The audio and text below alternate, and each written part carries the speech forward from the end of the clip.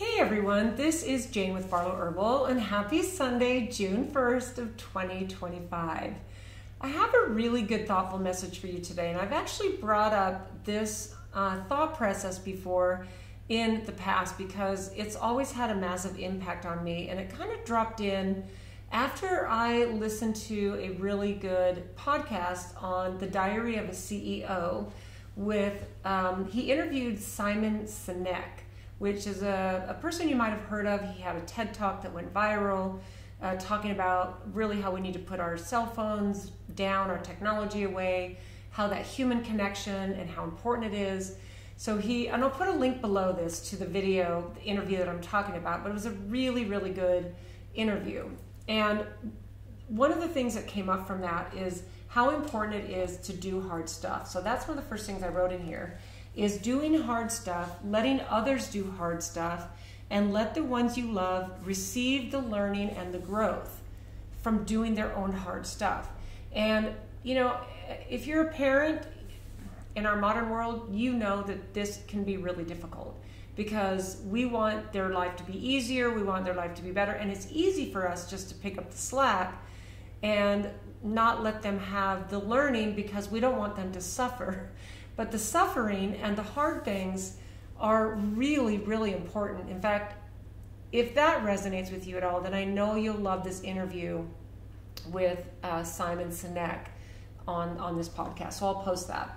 And then what I was thinking of, as I kind of walked through this past week, and I still have the journaling from a week before that because it's coming. Because there's so much that feels like it needs to be coming in and relevant right now that this seems a little bit, I really wanted to share this. So a few years ago, I discovered a woman named Bronnie Ware, and she was a hospice nurse for a few decades, and she ended up compiling a list of the 5 regrets of dying people. And it kept popping into me all week, and I just thought, okay, I need to sit down and journal on this because this right now, I think there's so many of us who can relate to this fact of, you know, like what I talked about last week, we feel unmotivated, we feel like where's our purpose, and we need to realize that right now for many of us the purpose is just to be and let life flow how it's supposed to. Take aligned action and let life flow. So what I wanted to do is I wanted to take her original 5 things, and then I wanted to kind of put a little bit of a different spin on it for where we are in 2025. So let's take the very first one, which is this. I wish I'd had the courage to live a life true to myself and not the life that others expected of me. So this was the #1 regret of people that were on their deathbeds who knew that they were on their last few moments or hours or whatever that may be for each person. But I do remember that with my mom and some of the things that she said. You know, they weren't maybe these word for word, but it's interesting how we live our life for other people and what other people think of us. And being true to ourselves and who we are is what I've been talking about forever, being the odd man out, being the weird one, being the one who's not following the crowds and standing over there doing that while everyone else is doing this, right? So we need to remember this. This is what I wrote about that. We need to remember that this is our life, not our parents' life. It's not our boss's life. It's not social media's life. You know, I think that this is where it gets really interesting and intriguing to me because so many people play out their whole lives on social media, and there are people who make a living off of it. So they document everything, right? But then how much of that is real? How much of that is really, really who you are? Okay, so I think that what we need to realize is that this world is really, really loud right now because of all the input and all the stuff. And we're expected to do things that really aren't us. So I wish I'd had the courage to live a life true to myself and not what others expected of me. What I think is the truest rebellion right now in this world is being authentic. Just be authentic. You know, don't try to make yourself look perfect. You know, clean yourself up, make yourself presentable, but be you. be who you are. Okay, so we don't need to everything that we do, we don't need to monetize it. Every hobby you have, you don't have to monetize it. Even if someone said, like the art that I do, I have stacks of art at this point. I have the art that I do, the one right above my head, right behind me. I still do this. I love it. And for a year, it sat in a restaurant here in Salt Lake. And then when they switched to another artist, all my art got brought here. And there's a space over here that has probably 50 or 60 paintings. And every once in a while, I give it away to a relative or to a friend, or if someone is looking through them and is like, oh my gosh, I love this, I'm like, here, you can have it. So I'm not saying don't monetize your hobbies, but you don't have to monetize every single hobby. Do it for just the sheer joy of the creativity, and do it for the sheer joy of gifting, if this is something you're able to do, right? We don't have to explain our choices to anyone, and we don't have to stay aligned to what anyone else expects of us, what our path should be, okay? So, and then I wrote this, in this time where there's AI, there's all these influencers, and everything is completely hyper curated. Think about that. Living real and raw, it seems more radical. And this is what this Simon Sinek talked about, is that think about what in this world of AI, what's happening. Now you can have a piece of art produced that looks absolutely perfect. There's no lines that are odd. Everything is, you could have the most perfect piece of AI work up on your wall. But that's not what we want. We want imperfection. We want authenticity. We want something that's raw and real. And from his perspective and what he shared, and I believe this too, this is why this resonated so much with me, is that what is going to become more valuable is what people make themselves. So think about carpentry or anything that's hand done. You want the imperfections. That's what makes it beautiful. That's what makes it from a human being. Like, that is going to be the new currency from my opinion and my perspective, right? So we need, let's see, do not die a character in someone else's algorithm. That is so good, right? And so here's what I wrote about how you can take that and put it into 2025. Be who you actually are and not who people expect you to be. So that just kind of updated that. Now the second one, well, actually, let me give you, I wrote some journal prompts. So here's some journal prompts for this. Where am I still editing myself for approval and acceptance? Where do you hold back your authentic self because you want acceptance or approval? Where do you edit? Edit your speech, edit your, and I'm not saying don't be kind and don't be, I'm saying be real, be authentic, but where are you editing yourself? And you know what, I find that this is a really interesting thing to think about right now, because the political climate that we're in, where it's still so polarizing, there is editing that happens. I'm careful of what I say. And I think that's a little bit different than just being my authentic self, okay? So here's another question. What part of me have I silenced that now begs to be expressed? What's a part of you that you've just kept on the back burner? It reminds me of a story Jim Carrey told of his dad, who was an accountant. It was a safe job. And then when he lost his job, he realized that you can lose the job that's your safe, secure job at any time. But what makes you you, and what makes you shine, and what makes you this authentic human being in the world, you might be putting that on the back burner because you think something different is expected of you, okay? So what part of me have I silenced that now begs to be expressed, okay? And no matter how weird, how wild, how unreasonable you think it all is, that to me is the beauty of being a human being. And I will tell you, the authenticity that I see in other human beings right now is the most brilliant thing that just lights me up, because they're just being who they are, right?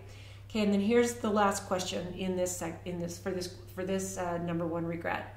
If I lived the next year exactly who I am, if you live exactly as the person who you are, what would I stop doing immediately? So think about that one. That one is so perfect to sit down with your open journal and just say, what would I stop doing if I were to live the authentic person that I am? Okay, that one is really awesome. Now the second regret is this one I always say first when I'm just talking to someone about it. I said, oh, have you heard of the 5 regrets of dying people? And one of the top ones is, I wish I hadn't worked so hard. Okay, and that is actually number 2. Okay, so I think that that is something that we really need to think about, because, you know, work is good. Work is, you know, we need to work to pay the bills and do the stuff, but come on. With our ability to take our work everywhere with us, our phones, our laptops, we can sit on a beach and do work even when we should be on vacation, right? Okay, so I think that this is just telling us that this is actually worse than it used to be. As far as the ability just to work all the time, we're always connected. You know, and I know families that now make everyone leave their phones in a basket or something when the evening starts, and no one's allowed to have their phones with them, which I think is pretty awesome, because then it lets you be present. Okay, so here's some questions that you can ask yourself. Who benefits when I overwork, and what am I giving up in return? You know, who benefits with you always being accessible, available, always, you know, jumping on a text if someone from your office wants to know? You know, you train people how to treat you by being always available. And I'm not talking about jobs where you're on call, where there might be an emergency, or, you know, you might have a job where it requires you to be on call. And I'm not talking about that, okay? So who benefits when you overwork, and what are you giving up in return? And then this question, what would a wildly fulfilling day look like if I stripped away all of the shoulds? If I took away all the things I should be doing, it's like I said last week, we fill up our lives with all this busy work, and we might feel productive because we checked all these things off of the list. I used to do that. I used to be a big list maker, and I would even write things like get dressed, work out, you know, drink water, and it would be, you know, very detailed throughout the day, and then there would be a satisfaction in checking them off. But now what I do is I prioritize the things I want to do. I get up, I get dressed, my workout clothes. Because I'm going to work out. I turn my teapot on, I open my journal, and I don't write all these things down, because that is just busy work. And we need to sit in the stillness more than just check off a list of stuff, okay? So what would a wildly fulfilling day look like if you stripped away all the shoulds? That one is really good. So what do you want to remember more than your inbox? Okay, this is a perfect question to ask if you don't want to get to the last moments of your life and say, I wish I hadn't worked so hard. What do you want to remember more than your inbox? You know, a lot of these hit home, and that's why I write them. It's like, this hits home for me, and I'm sure it hits home for you. Because I can be a little bit of a slave to the inbox, especially as a business owner. I check emails on the weekend because I'm looking for, you know, does a customer have something that they need attention to right away? And part of that is me wanting to have pristine customer service. And I'll tell you, there's times when I'm just kind of like, okay, Jane, it can wait till Monday. So I'm guilty of some of these things.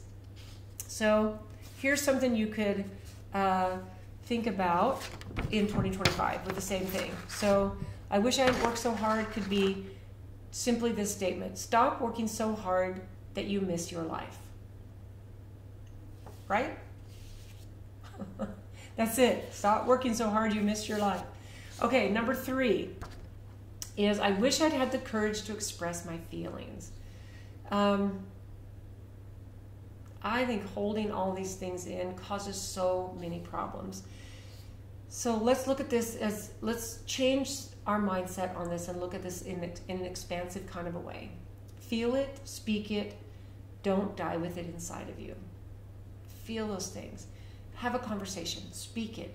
You might hurt someone's feelings. You might get mad at someone might get mad at you, but there's an interaction happening. There's feelings happening, and I'm not saying get abusive. None of that. I'm just saying we need to feel it, we need to speak it, and we need to not die with it inside of us. Okay, so that's a little bit of something you might need to practice. Okay, when we have an emotion, here's what I wrote: emotional repression is like spiritual suicide. When we suppress our emotions, and there's a whole thing that my dear friend Stephen Ozanich, who wrote The Great Pain Deception based on his experience with Dr. John Sarno, who found that almost all chronic physical pain comes from the suppression of emotional pain, because we're suppressing it. We're not expressing it, getting it out, addressing it, healing it, all of those things. Okay? We need to say the thing. We need to be raw. We need to risk it all being messy. We need to love out loud. My dearest, closest friends, we always say to each other when we're leaving each other, even when we're first seeing each other, I love you. And sometimes in the middle of a conversation, someone will say, oh, I love you so much. Because so love loudly. Don't be afraid to say those words, I love you. Oh, I'm feeling so much love for you right now. Like, that is beautiful, right? We need to also grieve openly and let people in. Let people in. You know, it's human to grieve when there's sad things that happen.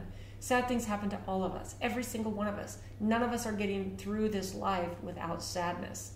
And we need to grieve. It's healing. It heals us. The world does not need you to be more cool. It needs honest humans who are willing to feel deeply, speak bravely, and connect for real. That's what the world needs. Okay? So that here's some questions to ask yourself. I've kind of got a mismatch of stuff here. Actually, let's first put a spin on it. Let's see. Oh, okay, so basically, 2025. Say what you actually feel. Okay. So here's your journal prompts. What feelings have I been afraid to express, and to whom? So write it down. What feelings am I afraid to express, and to who? Which person? Which group of people? And then the thing is to actually put these into practice, right? What's the conversation I keep avoiding because it's not the right time? Oh, I'm so guilty of that with some of the people in my life, because I know how they're going to respond and react, right? And then this final question about that. What would happen if I led with truth, even if it makes me nervous, even if your voice gets shaky, and even if tears well up in your eyes? What would happen if you led into your life with the truth? That's a beautiful thing to think about. Okay, now number 4 of these 5 is I wish I had stayed in touch with my friends. This one is really, really important. And this one can evolve, because I believe our friendship base changes as we go along this life, and we change. And I believe that we become like the people we spend the most time with. So the people that you love, the people that you are deeply connected to, you stay in touch. I wish I had stayed in touch with my friends. I have people that we will reach out to each other if it's been a few weeks or even a couple months or a few months. What I've decided is I simply think about them, and if they don't reach out to me within a few hours, I'll reach out to them, because I might be busy doing something. I think, oh, this person, I need to see them. I need to go have tea. We need to meet for lunch. We need to go on a hike together. And if they don't reach out to me within a few hours, because I might be busy while I'm thinking about them, I will reach out to them. And so to have that as a regret on your dying bed, oh, that'd be sad. I wish I'd stayed in touch with my friends. So we need to think about this as connection, convenience, and we need to go reclaim our people. Go reclaim your friends. Spend time with them. This is where you get to clear out the clutter of all this stuff, like, I wish I hadn't worked so hard, and I wish I'd been true to myself and not cared what other people think. Go connect with your tribe and spend time with them, okay? And it's not even just about, sending them a text, even though that can be really nice if that's all you have time to do. And you might feel satisfied that you did, but get some FaceTime, get some in-person time, feel the connection, feel the energetic flow of ideas and love and sharing food together and laughing over something. There is something so beautiful about that. This is partly what makes us human. And we are here to have a human experience. We are divine pieces of God, of consciousness. We cannot experience this world without this physical body and all the emotions, the sights, the scents, the smells, the taste of things, the feeling of, our legs burning while we're climbing up a mountain or whatever that may be. We have to have this physical body. And when we're in the presence of someone else and we're getting their impressions and their feelings and their emotions, this is all part of it, right? So find your ride or dies. Okay, so find the people that are your ride or dies. I'm gonna ride with them, or I'm gonna die with them. Okay, or both. We need to text less and call more. So if you can't meet with them in person over a certain period of time, or maybe they just live too far, call more often. I can even right now, thinking about this, talking about this, I can think of 2 or 3 people that I need to pick up the phone and call them in the next few days, right? We need to drop in and we need to show up. I do have a couple friends here where I live, and I'll drop in on them. If I'm running an errand in that area, or I'll run an errand in that area on purpose because I know that their house is close, I will drop in. It's not as often as it should be, and it's reminding me that I should do that more often. We need to be the friend who remembers birthdays and the bad days. I have a very dear friend who lost her dad in 2021, and she also lost a young nephew to suicide that year, and I lost a young nephew to suicide that year.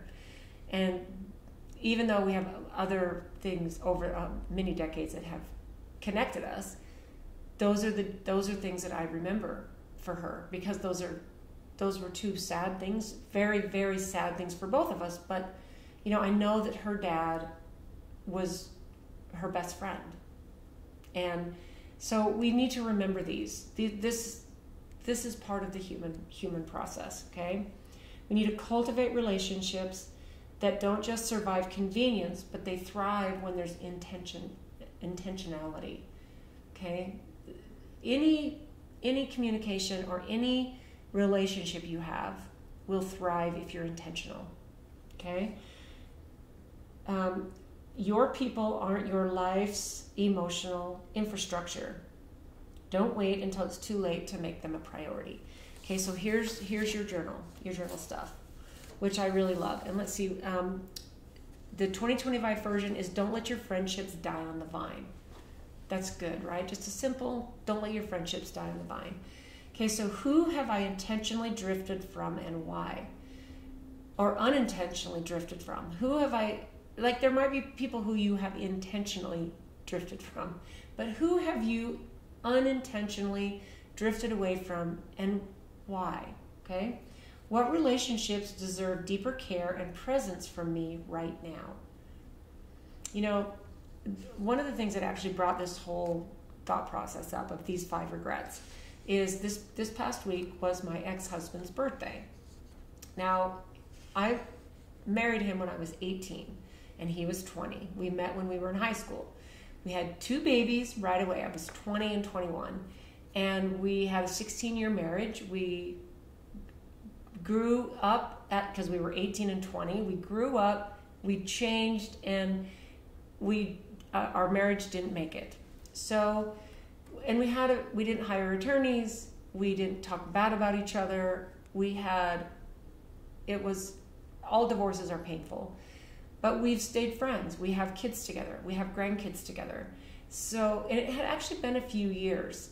But on his birthday this week, I sent him a text. I wished him a happy birthday. And I told him that I was grateful that he was in my life, because I am. He's the reason I have these 2 beautiful sons.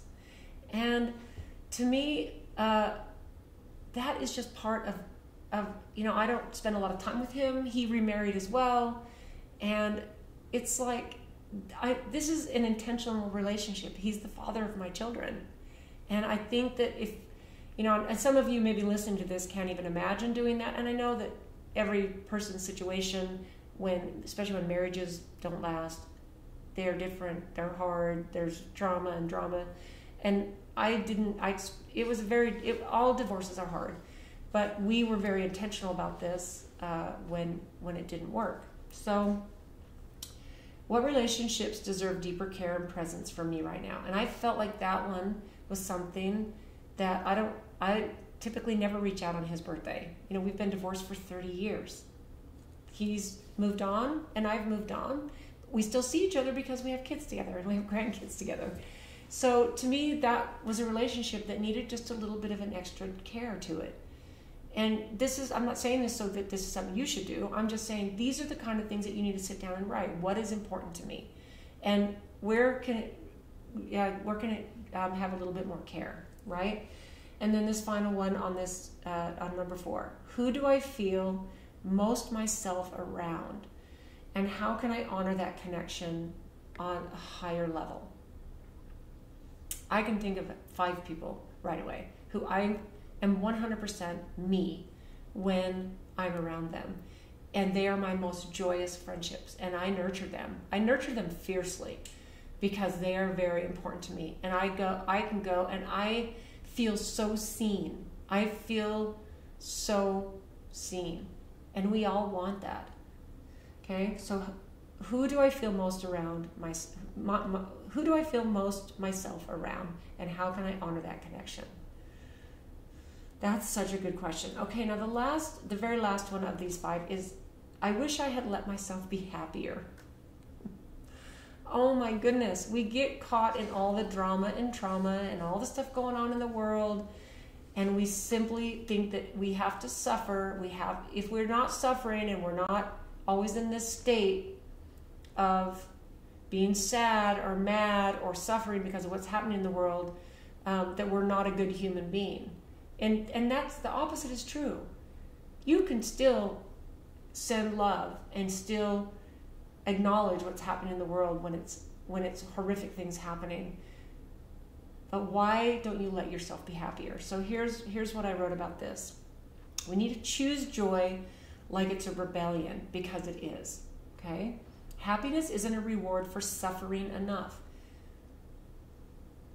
It's a birthright. But you have to claim it, okay? In 2025, it feels like it's revolutionary to prioritize joy, play, awe, and essential pleasure in a world built to distract, stress, and numb us out. Okay? It feels like it's this revolutionary act to be happy and to just be in awe of a sunset, or just, roll down a grassy hill with your grandkids or your kids. It feels like, it's revolutionary to do that. And really it is at this point, because this world is designed right now to numb us out, distract us, and disconnect us from joy. Okay? So let go of the guilt and let go of the waiting. Turn on some music and dance barefoot in your kitchen. I need to start doing that every morning when I turn on my teapot. I typically sit in silence with my journal, but maybe after I do that, maybe what I need to do is, before I jump into my workout, because I'm so regimented here, I should turn on some music and do a little jig in my kitchen. That would be actually kind of fun. And someone looking in my window would be like, oh my goodness, I wonder what Jane's doing today. So dance in your kitchen. Laugh out loud. Think about what happens when you laugh. Laughter is so healthy for us. It's the flood of hormones you release, the stress you release. I believe we should laugh every single day. Sit around the dinner table and say, everyone come to the dinner table with 3 or 4 jokes. My grandkids, especially my grandson, loves jokes right now. And they're the goofiest, corniest, silliest little jokes, but they make us all just laugh. It's so great. We need to chase what lights us up, not what looks good on a resume. So chase the things that make you happy, okay? Joy is not naive. It's a weapon against despair, and we need to use it. Okay, so here's, let's see, the 2025 version. Let yourself be happy, even if the world is a mess. Right? Okay, so here are your journal prompts, and this is where I'm going to end this. Where am I postponing happiness until someday, and what is it costing me? You know, that's really a great question. What brings me unfiltered joy, even if it seems pointless, childish, and impractical? So, what are the things that bring you unfiltered joy? Do more of that. Who cares what people think? I wish I had let myself be happier. That is a regret that people say on their dying bed. Why didn't I let myself be happy? I love that this hospice nurse compiled this and wrote a book about it. You can find it, The 5 Regrets of Dying People. I'll put it below this video. Bronnie Ware. When I found this a few years ago, I was like, yes, this makes so much sense, and I do not want to be that. I don't want to be the person that's laying on my deathbed saying, oh my gosh, why did I let myself suffer so much when it was unnecessary? So where am I postponing happiness until someday, and what is it costing me? And then this, what brings me unfiltered joy? Oh, I said these already. I guess I need to repeat them. Even if it seems pointless, childish, or impractical. And then this final one. What might shift if I make feeling good a daily non-negotiable? What would shift in your life if you said, okay, it's non-negotiable for me to have joy and to be happy? What needs to shift in your life for that to happen? Do you need to disconnect from the news? Do you need to stop scrolling social media? Do you need to start reading things that make you happier? Do you need to start doing a hobby that lights you up? Do you need to, go roll around in the grass? Do you need to lay on the grass? It's almost summertime here where I'm recording this, June 1st. I could totally go out, lay in the grass and stare at the clouds. And honestly, that brings me joy.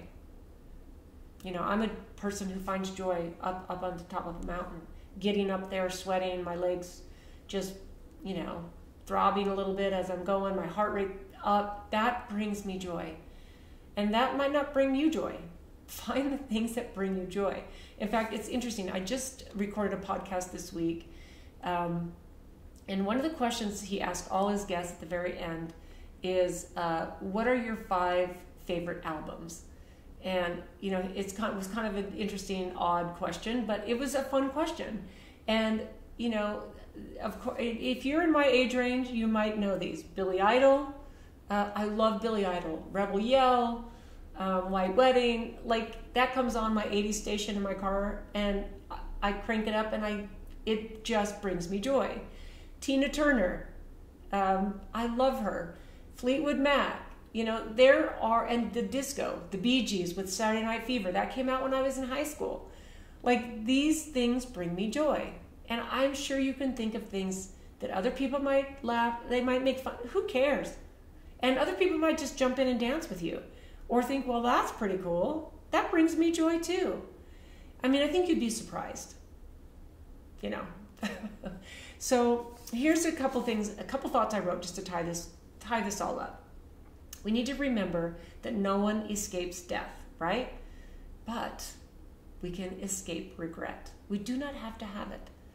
If we make a conscious decision to not have regrets, we're not going to escape death, but we can escape regret, okay? I think that what happens is we live in this world that really loves when we optimize everything. And all these things, these 5 regrets, show that none of that matters. None of that matters. Living fully doesn't mean quitting your job and moving to a foreign locale. Like, I want to quit my job and move to Italy, or quit my job and move to Bali or Hawaii. You can certainly do that if you're able, and if you want to do it so bad, you will find a way. When there's a will, there's a way. But it doesn't mean you have to do that. Living fully doesn't mean you have to just quit your life, okay? Because you can have fun in your life, on your job and your kids and your responsibilities, right? It doesn't mean being wildly successful or endlessly happy. No, there's ups and downs, there's emotions, all of that. What it means is this. It means showing up. It means showing up every single day. Show up, and have no regrets, right?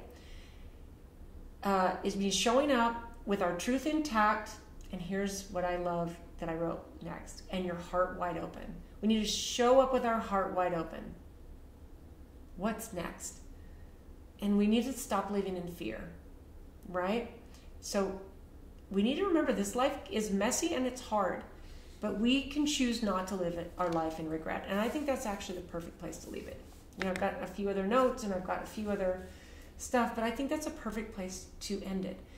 So I challenge you to, I'm going to actually put all of these journaling prompts below this video. So you can actually just take it, you can actually copy it and paste it on and journal it. Maybe journal it on a Word document or write it down. You don't have to go through this video to actually get them. I'm going to write all these journal prompts under this video.